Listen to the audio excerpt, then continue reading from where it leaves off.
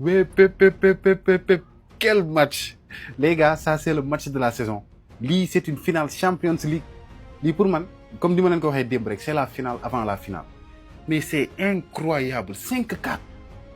9 buts si benn match.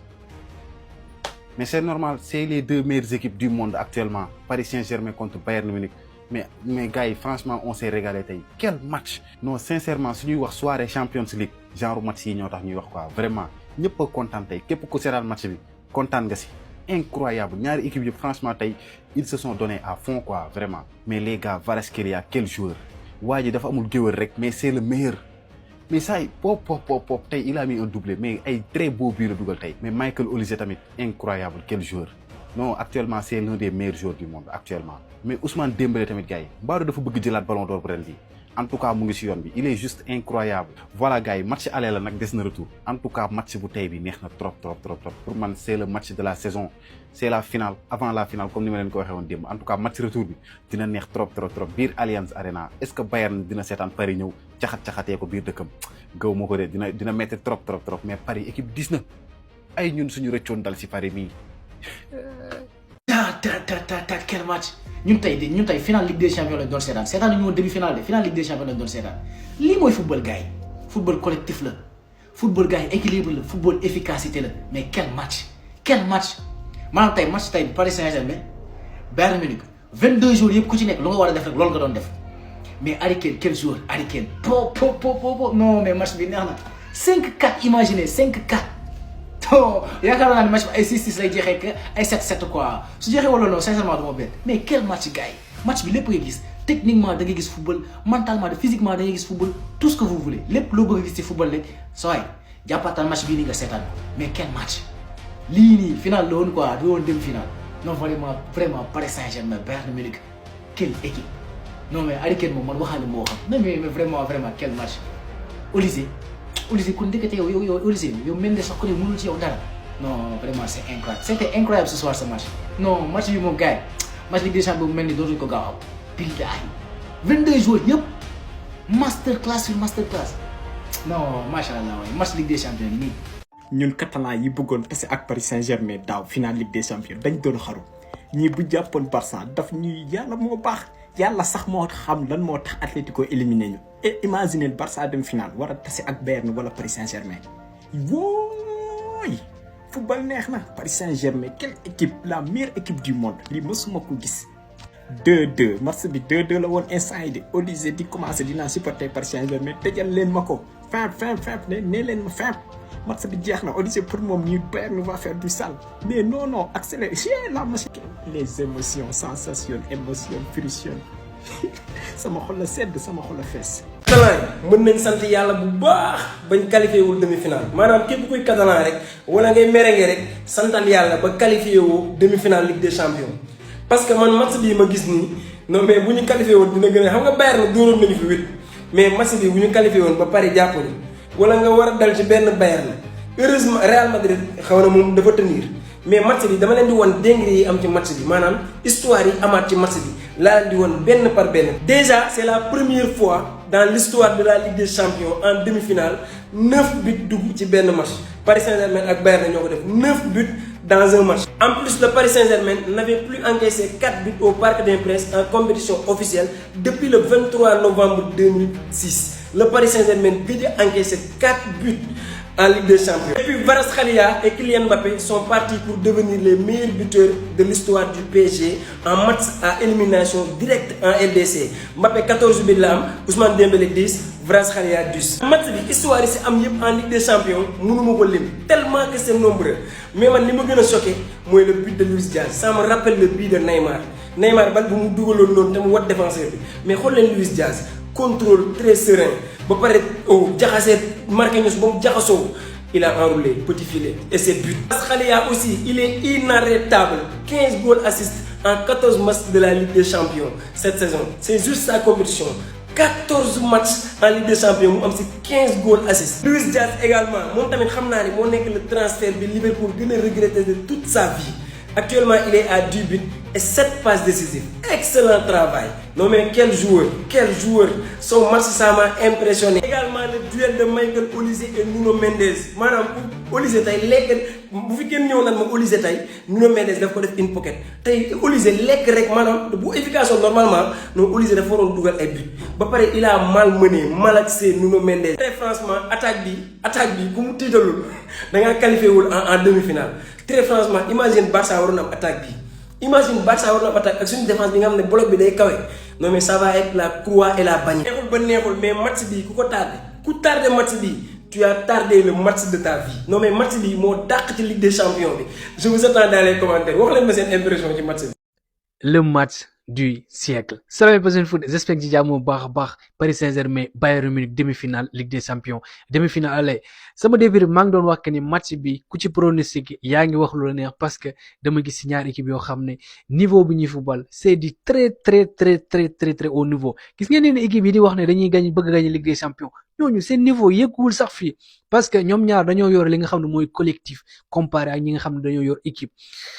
di ngeen wax ni passion li muy wax nii am na ñoo xam ne dañoo yor équipe maanaam benn jour mooy def différence et tout la Lamine Yamal de l'autre côté y a Mbappé qui peut faire la différence jàpp mais ñii dañoo am équipe tey Kvaratskhelia day génn fee Dembélé génn fee keneen ki maanaam ki nga xam ne mooy Olise génn fee Luis Diaz génn fee Harry Kane génn fee alors que yeneen équipe amuñ ko en plus ñi nga xam ne dama leen doon expliquer tout le temps que ne ligne haute du question que ne mooy tax équipe am ay défaite te ñaari équipe yëpp ligne haute lañu doon football kon nag waa Barça ñi nga xam ne dañuy wut lay naan Hansi Flick ligne haute am bi teg leen ko ci suuf ñaari équipe yëpp liñ la lañ doon def te ñaari équipe yëpp xool match bi 9 bi un superbe match bi surtout ay détails moo ko signé Bayern qui marque grâce à ki nga xam ne moom mooy Harry Kane ñu teg ci tuuti Bayern amoon occasion dugal 2-0 grâce à kii de Olise non Kvaratskhelia ñëw égaliser 1-1 un magnifique but Kvaratskhelia mi nga xam ne newoon naa ne dafa ñëw pour abattre gis ngeen bi mu ñëwee blessure ba léegi depuis Chelsea chaque match il marque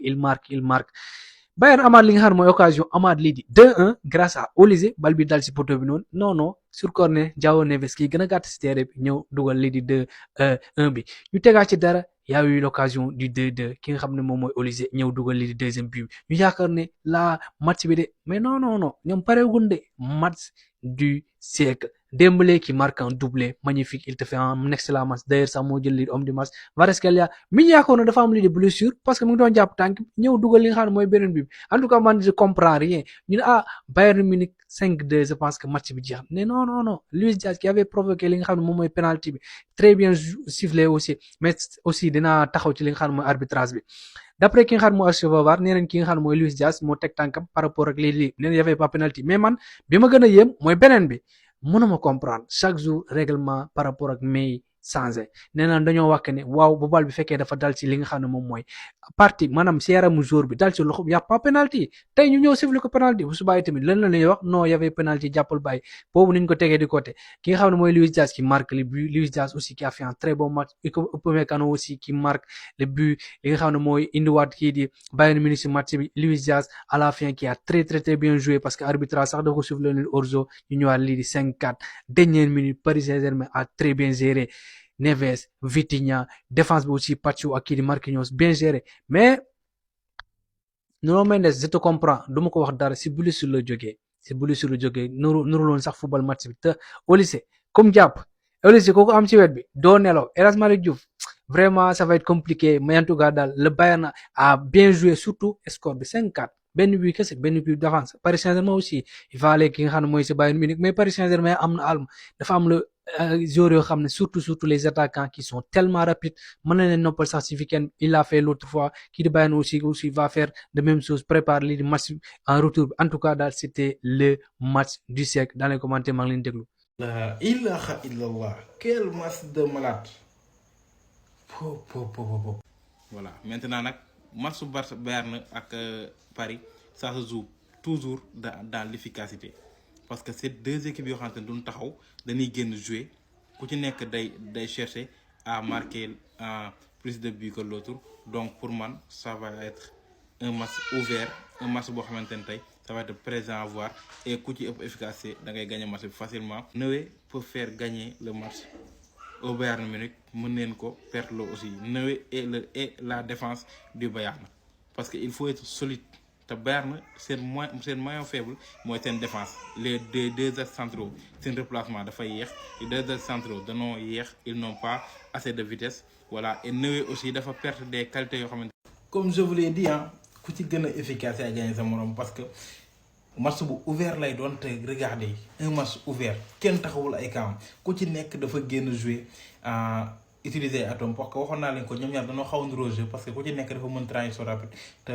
position bi boo leen seetloo position bi c'était 51% 49% voilà bariwul woon noonu mais tous les deux équipes jouaient dans les transitions rapides dès que ñu récupérer bal bi tu vois mais des transitions rapides incroyables et comme ni leen ko waxee football collectif football jamono ji collectivement ngay gagner sinon doo dem regardez l'apport de tous les deux équipes joueurs yëpp dañuy nangoo daw def repli défensif ñëpp daw marqué ñëpp daw attaqué wala kenn du des ginnaaw ku ci nekk nangoo def effort pour sa morom tey tu vois clair que ni football jeu bi dafa am intensité dafa am rythme am vitesse moo tax amul woon répit à chaque fois Bayern il attaque perd le ballon Paris Saint-Germain attaque perd le ballon Bayern récupère attaque perd le ballon aussi même chose noonu la noonu def ba match bi jeex 5-4 9 buts ci benn match